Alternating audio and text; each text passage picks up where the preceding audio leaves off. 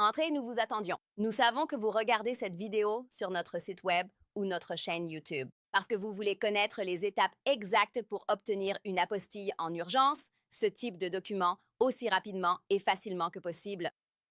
Alors attachez votre ceinture. C'est parti. Pour accélérer l'apostille d'un relevé de notes universitaire au Texas, considéré comme non enregistrable par le secrétaire d'État, voici comment procéder et à quel prix. Quels sont les délais actuels de traitement? Comment pouvez-vous passer une commande d'apostille du Texas avec nous? D'abord, les documents non enregistrables par le secrétaire d'État, comme les relevés de notes, ne peuvent pas nous être envoyés par email ou fax pour apostiller.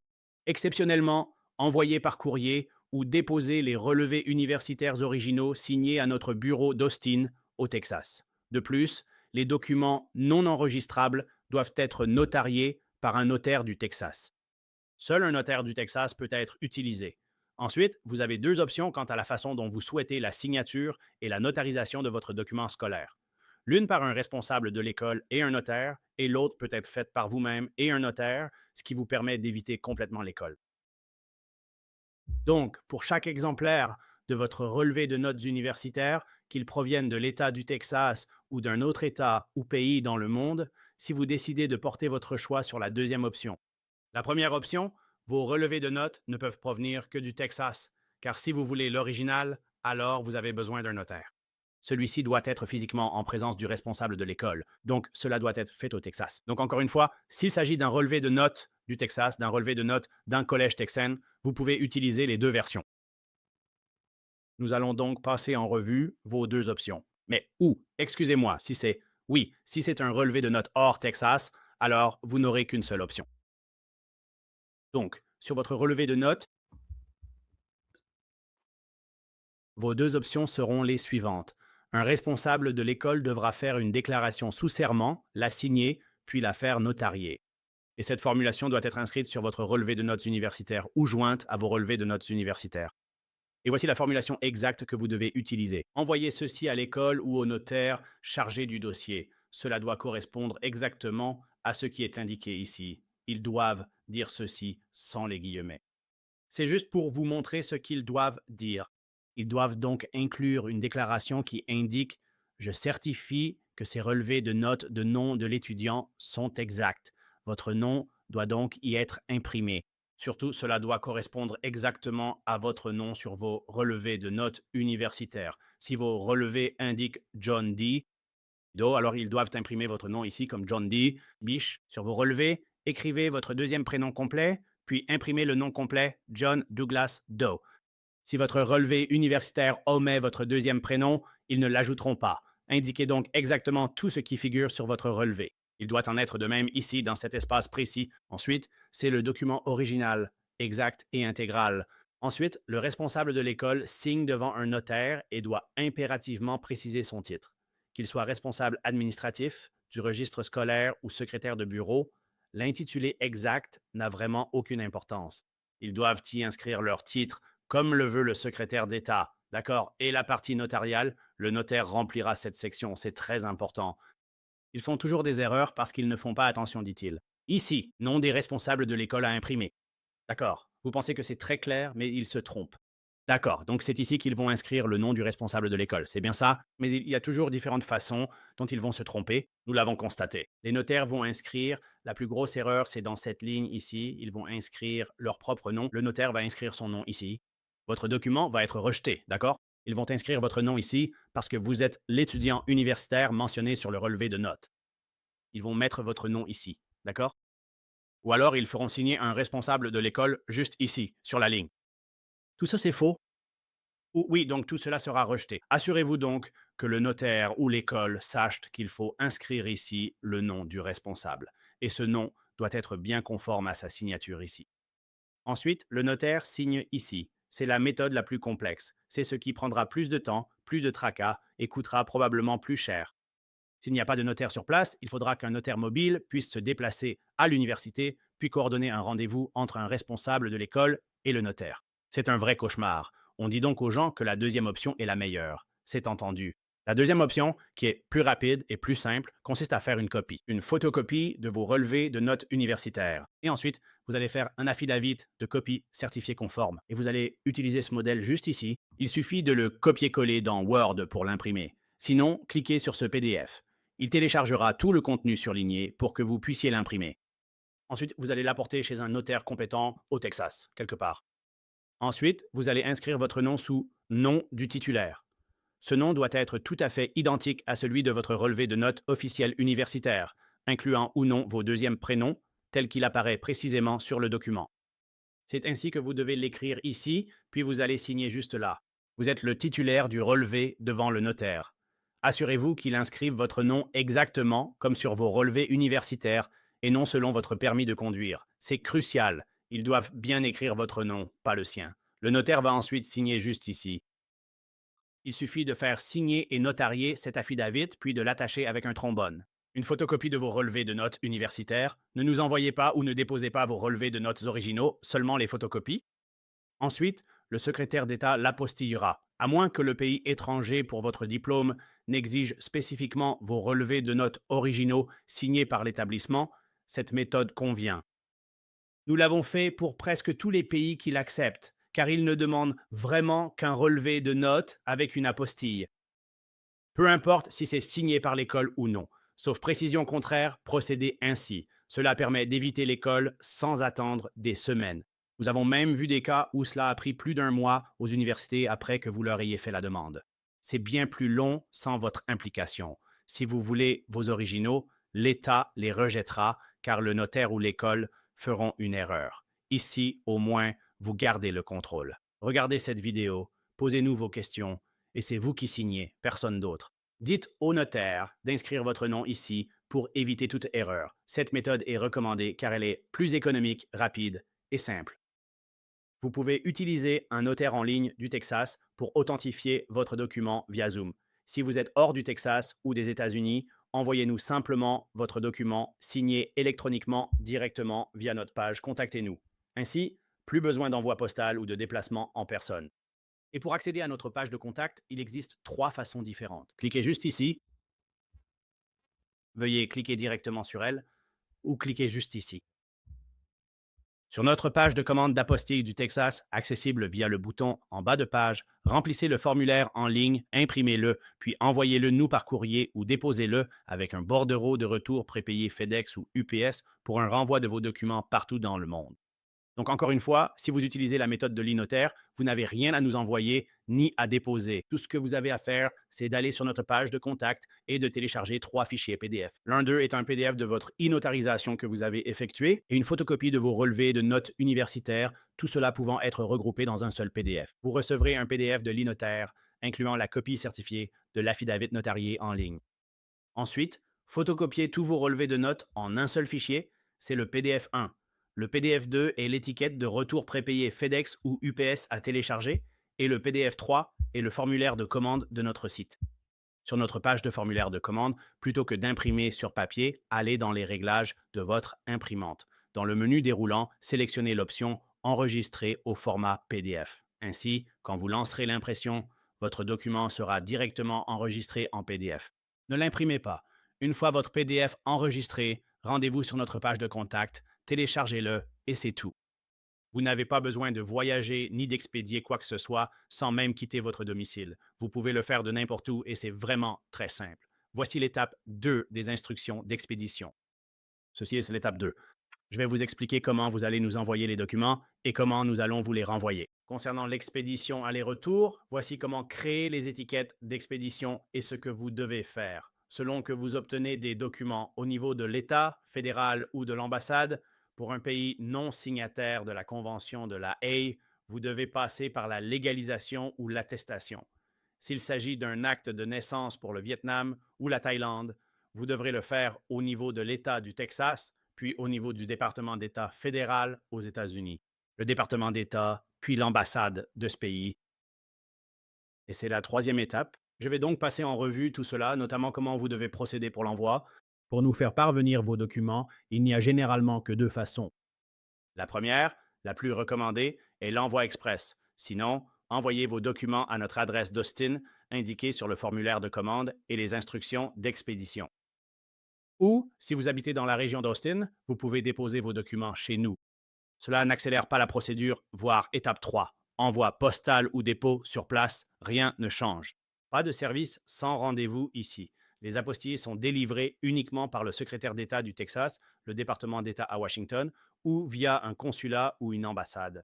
Et nous effectuons toutes les légalisations dans notre bureau de Washington, D.C., dans toutes les ambassades étrangères à Washington, D.C., où se trouvent 99% des ambassades étrangères du monde. Je vais donc vous expliquer ce que vous devez faire. Si vous nous envoyez vos documents par courrier, évitez d'utiliser la poste américaine. Ils perdent constamment des documents et des milliards chaque année, et ce n'est pas sans raison. Ils sont incompétents. Ils ne sont pas fiables. Ne les utilisez pas. N'envoyez pas vos documents par courrier et ne demandez pas de renvoi, car en général, le suivi est souvent catastrophique. Nous recommandons FedEx, mais si vous préférez, utilisez UPS. En Europe ou en Amérique latine, je sais que le plus courant reste DHL. Mais encore une fois, le service le plus fiable est celui que nous recommandons. Nous expédions avec eux tous les jours, nous envoyons jusqu'à 10 000 documents et nous avons des clients sur 6 continents. Il ne nous manque que l'Antarctique. C'est FedEx. Ils sont de loin les plus fiables. Si vous ne voulez pas que vos documents soient endommagés ou perdus, ils sont les plus fiables. Et ce sont aussi les moins chers si vous envoyez des documents. Aux États-Unis, de loin, je vais vous donner un exemple. Nous expédions à notre bureau de Washington, D.C., depuis Austin, au Texas. C'est en plein centre du Texas, aussi loin que possible à travers le pays, jusqu'à l'océan Atlantique, à Washington, D.C. Cela nous coûte 10 $ et 95 centimes pour envoyer des documents en 2 jours par FedEx à notre bureau de Washington, D.C. Bureau. Si nous utilisons UPS pour le même délai, c'est plus de 40 $. Si nous utilisons la poste, c'est plus de 20 $. C'est environ 23 $. C'est plus du double. Donc, si vous envoyez des documents, FedEx est bien moins cher qu'UPS et la poste dans ce cas, si vous devez le faire rapidement, en une nuit ou en 2 jours. La plupart des gens ne réalisent pas que c'est uniquement si vous utilisez l'option FedEx One, et notre vidéo sur nos pages d'expédition va vous l'expliquer. Je vais vous expliquer cela. Voici donc les liens sur lesquels vous allez cliquer. Donc cela fera une longue vidéo, encore une vidéo de 15 ou 20 minutes. Elle va vous montrer ce que FedEx ou UPS ne font pas sur leur site. Nous avons des captures d'écran et une vidéo expliquant étape par étape comment créer une étiquette de retour prépayé sur fedex.com ou ups.com depuis n'importe où dans le monde.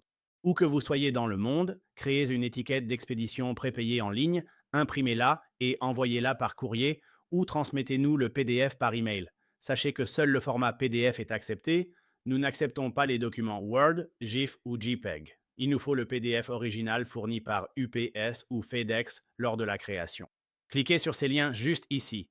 Une vidéo et des captures d'écran vous guideront pour savoir comment faire cela où que vous soyez. Et si vous expédiez à l'international, vous devrez remplir ce qu'on appelle une facture ou un reçu de douane. C'est un reçu que vous devez remplir. Vous cliquez sur ceci, celui-ci pour FedEx et celui-là pour UPS. Et nous avons déjà un modèle pré-rempli pour vous, il vous suffit de le compléter. Signez et datez ensuite le document. C'est tout, c'est déjà prêt. Selon le pays, ce n'est pas obligatoire, mais nous le faisons toujours par précaution et nous vous demandons de le faire. Pour un envoi international de documents depuis les États-Unis comme vers le Mexique, cela importe peu, mais vous pouvez le faire même s'ils n'utilisent pas souvent FedEx. Mais la plupart, beaucoup d'autres pays dans le monde pour passer la douane. Vous allez devoir vous assurer d'avoir ce document. D'accord. Et puis, l'autre point important, c'est que vous ne pouvez pas mettre notre nom sur l'étiquette d'expédition. Laissez-moi me répéter. Vous ne pouvez pas mettre notre nom, numéro de téléphone ou adresse nulle part sur votre envoi lorsque nous vous le renvoyons. Pour l'envoi, une fois votre document apostillé, vous souhaitez qu'il vous soit retourné ou envoyé à un avocat, à l'étranger, à un proche, un collègue ou une entreprise. Peu importe la destination, créez simplement votre étiquette prépayée. Vous êtes l'expéditeur et l'importateur. Donc, vous ne pouvez pas y mettre notre nom. Parce que si ça passe par la douane, c'est nous qui sommes facturés de centaines de dollars, vraiment. Ce n'est pas à nous, cela ne nous appartient pas. Donc, nous ne renverrons pas vos documents si vous mettez notre nom dessus. Pensez-y comme à une enveloppe que vous envoyez à quelqu'un. En haut à gauche, aux États-Unis, vous indiquez l'expéditeur pour le retour. C'est-à-dire que si l'adresse à laquelle vous l'envoyez est incorrecte, ou si la poste ne peut pas la livrer, ils vont vous renvoyer ce courrier. C'est ce que nous demandons. Vous ne pouvez pas utiliser notre adresse. Mettez n'importe laquelle, peu importe laquelle, celle d'un ami, d'un parent, d'un collègue ou même d'une entreprise. Peu importe. Pas nos infos. Mettez les vôtres comme les autres. Mettez votre adresse en expéditeur et destinataire. Donc, par exemple, vous l'expédiez. Disons que vous voulez l'expédier en Europe. Utilisez simplement l'adresse d'un proche résident aux États-Unis. Encore une fois, ceci n'est valable que si votre colis vous est retourné. Ils ont besoin d'une adresse pour vous le renvoyer. En douane, une adresse de facturation est requise pour les frais impayés. Peu importe la raison, n'utilisez pas notre adresse. C'est vraiment très simple. Si vous cliquez ici, les deux vous expliqueront ce que cela signifie. Chez FedEx, UPS ou en ligne, ils vous demanderont précisément l'adresse d'expédition. Vous ne pouvez tout simplement pas y inscrire notre adresse ou notre numéro de téléphone. C'est simple, certains le font, bien qu'on le dise impossible. Oui, c'est possible, vous le faites mal. Suivez nos instructions. Faites-le en ligne. Évitez de faire ça dans un magasin FedEx ou UPS, car ils ignorent souvent de quoi ils parlent. Faites-le simplement en ligne. Nous le faisons tous les jours depuis tous les pays du monde. Créez simplement votre étiquette en ligne sans notre adresse, parce que c'est vous qui l'a générée et qui l'a payée. Pas nous. Nous faisons simplement le dépôt chez FedEx, UPS ou DHL pour vous. Vous ne pouvez donc pas utiliser notre adresse, car pour FedEx, UPS ou DHL, nous devenons alors l'importateur. Nous sommes l'expéditeur. Vous voyez que toute la responsabilité légale retombe sur notre entreprise et notre politique nous interdit d'accepter cela. Ne mettez donc pas notre adresse sur les étiquettes d'expédition. C'est crucial car nous ne l'expédierons pas, c'est certain. Nous ne le renverrons pas. On vous demandera alors une nouvelle étiquette d'expédition. Pour l'international, nos coordonnées ne doivent pas figurer sur l'envoi. En particulier à l'international, on ne le renverra pas. C'est donc vraiment très important. Pour récupérer rapidement vos documents et éviter tout retard d'envoi d'étiquettes, merci de bien suivre ces instructions. N'inscrivez ni notre nom, ni notre adresse, ni notre numéro sur l'étiquette prépayée. Voilà l'essentiel pour l'expédition. Encore une fois, c'est très simple. Il suffit, encore une fois, que si vous venez déposer des documents chez nous, assurez-vous que vous pouvez aussi les déposer en personne. Vous pouvez nous fournir un bordereau prépayé pour l'expédition. Déposez-les simplement en personne et nous vous les renverrons par courrier. Beaucoup de gens font cela aussi. Rendez-vous en ligne, créez votre étiquette, puis déposez vos documents en agence à Austin. Ensuite, le jour même ou sous 2 jours, comme expliqué à l'étape 3, vous les recevrez selon les délais de traitement du secrétaire d'État.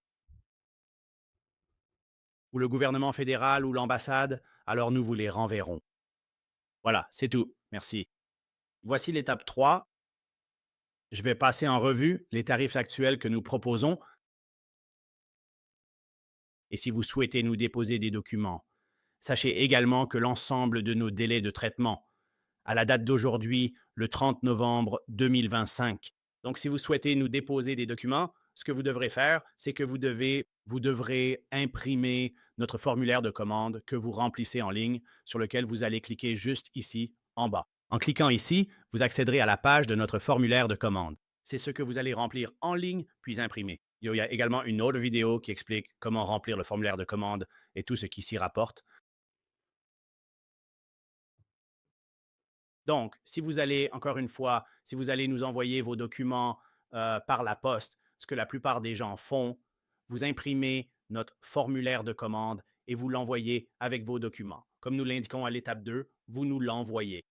Si vous souhaitez déposer vos documents en personne, sans pour autant accélérer le processus, sachez que notre bureau d'Austin est l'unique emplacement disponible. Ni Houston ni Dallas ne sont des options. Seul notre bureau d'Austin accepte le dépôt de vos documents. Donc, si vous habitez dans la région d'Austin, vous devez imprimer notre formulaire de commande et l'apporter avec vos documents.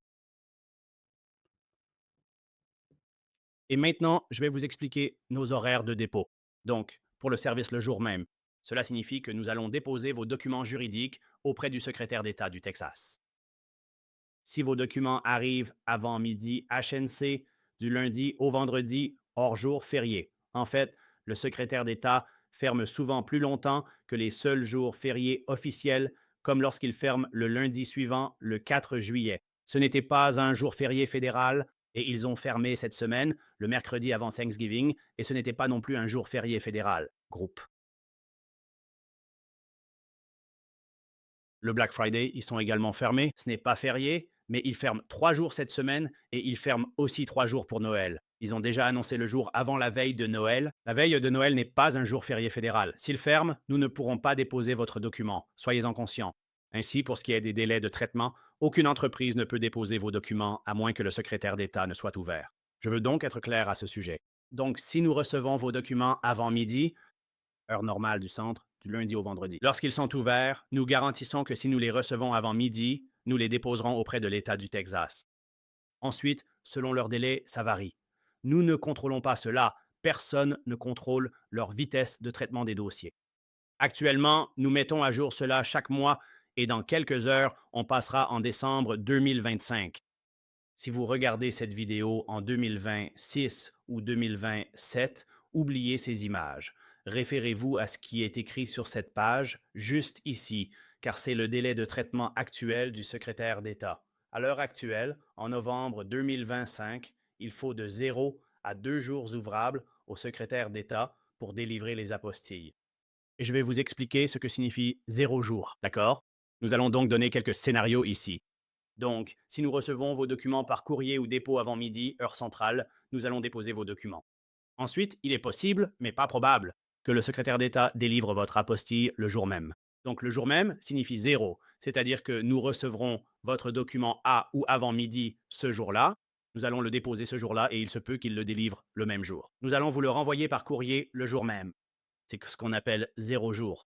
Ou bien, il peut leur falloir jusqu'à 2 jours ouvrables après notre dépôt pour vous le délivrer. D'accord. Je vais donc vous expliquer nos exemples ici. Donc, scénario 1, nous recevons vos documents avant ou à notre heure limite de midi, heure centrale, un lundi. Et ensuite, nous le déposons le même jour. Le secrétaire d'État va alors soit délivrer une apostille sur vos documents le jour même, ce qui correspond à 0 jour. Le jour ouvrable suivant, il pourrait le faire, ce qui fait un jour ou 2 jours ouvrables. Donc, dans le pire des cas, vous le recevrez et il vous sera renvoyé par courrier le mercredi. Voilà donc le meilleur scénario si nous recevons votre document avant midi. Deuxième exemple, si nous recevons votre document après-midi, heure locale, par courrier vers 14 ou 15 heures de l'après-midi, ou si vous le déposez à notre bureau à 2, 3, 4, 5 heures moins 5, il y a des gens juste avant 5 heures. Si vous le déposez ce lundi, on le fera le lendemain, donc on ne pourra le déposer que le jour suivant. Nous allons le déposer le prochain jour ouvrable. Et ensuite, il pourrait l'émettre ce même jour, donc 0 jour. Il l'émettrait le jour suivant ou sous 2 jours ouvrables. Alors, dans le pire des cas, nous vous le renverrons par courrier ce jeudi. Dans les deux scénarios, si nous recevons votre document un lundi, que ce soit le matin ou l'après-midi, ce sera pour mercredi ou jeudi. Donc, dans le pire des cas, à moins d'une apocalypse zombie ou d'une invasion extraterrestre, si vous le faites lundi, il vous revient par courrier le jeudi.